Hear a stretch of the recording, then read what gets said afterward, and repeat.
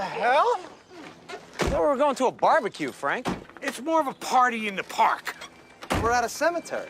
Your Uncle Max, he just croaked. Flush that turd down the drain.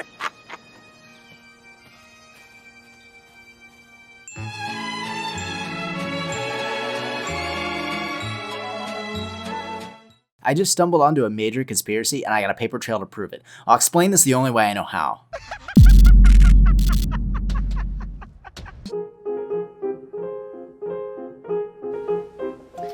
It all starts with the 2001 blockbuster film. What's the worst thing that could happen? This theory is going to explain how the film What's the Worst That Could Happen is a glimpse into Frank Reynolds' origin story prior to his appearance in season 2, exposing not only his former life, but the love triangle that is Frank Reynolds' secret family. Oh, and that reminds me, once the theory officially begins, you are not allowed to ask any questions. In fact, if you have a question, don't say the question. Just go ahead and type it down below in the book of comments. And I'm sure you haven't begun to understand, but that's okay. You'll get it as we go along, like every other theory video. Gentlemen, suck my dick.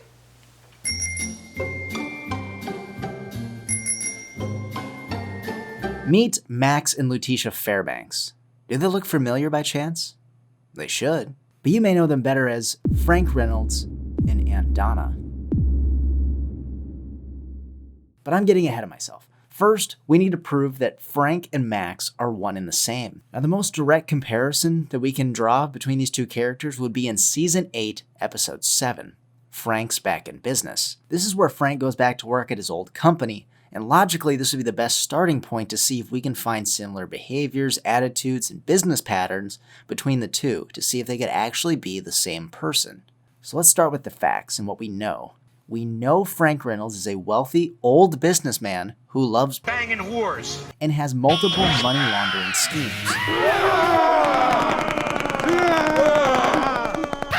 Let's compare that with what we know about Max Fairbanks. He is also a wealthy businessman who also loves banging whores, who also coincidentally has multiple money laundering schemes. Along with bribing senators and the occasional judge. What, do you think I forgot how much it cost me to get you elected by spreading stories about your opponent's sexual preferences? To even banging Miss September with that same Frank Reynolds charm. What the hell did you do that for? You have no respect. Well, why should I respect you? Yeah. Watching Max Fairbanks in this film feels like we're just watching a young Frank Reynolds before he decided to live his life in filth and squalor with his son Charlie. You, Fairbanks, here. But I guess none of this really matters unless the life of Max Fairbanks takes place near or in Philadelphia.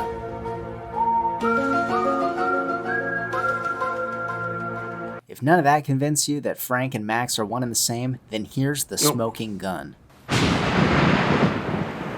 Oh my I'm Frack. God.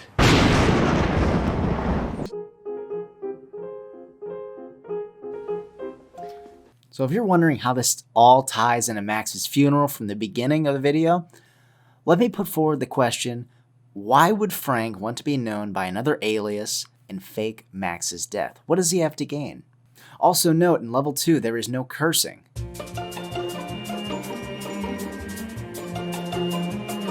So what we know at the end of the film, Max Fairbanks is bankrupt and his wife leaves him.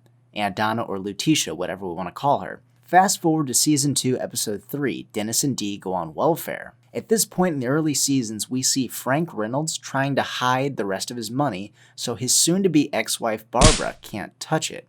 He does this by creating a temporary account in Charlie's name. So, you're giving me all your money?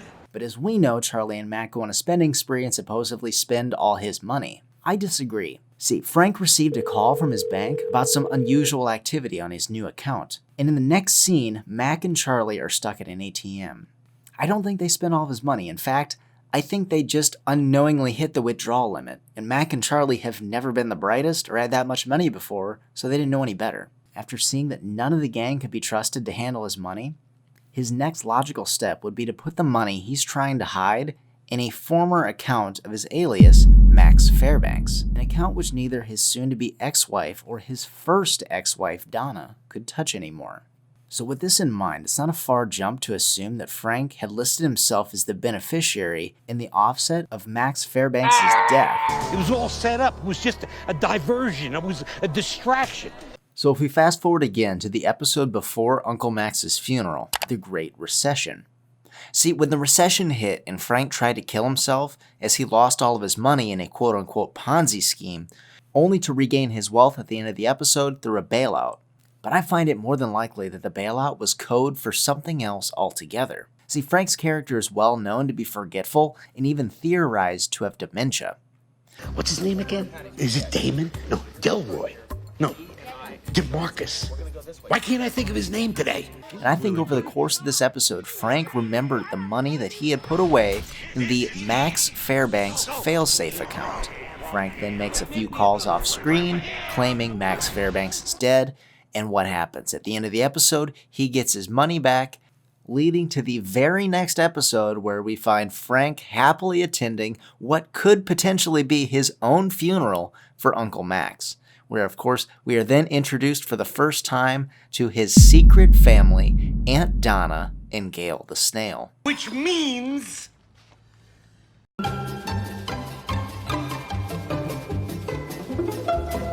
Out of all the characters in It's Always Sunny, Hold on, punk.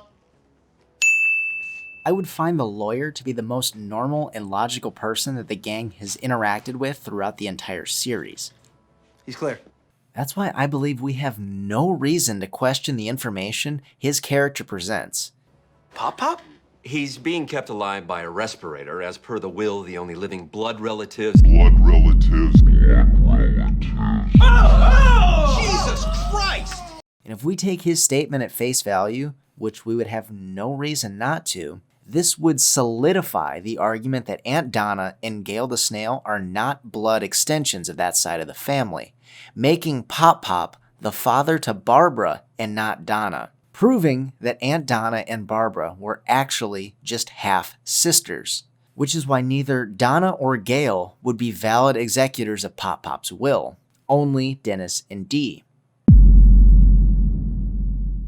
Taking all this into account with the film What's the Worst That Could Happen, this theory literally brings that question full circle, as what's the worst that could happen is Max being married to Aunt Donna, going bankrupt, and she divorces him.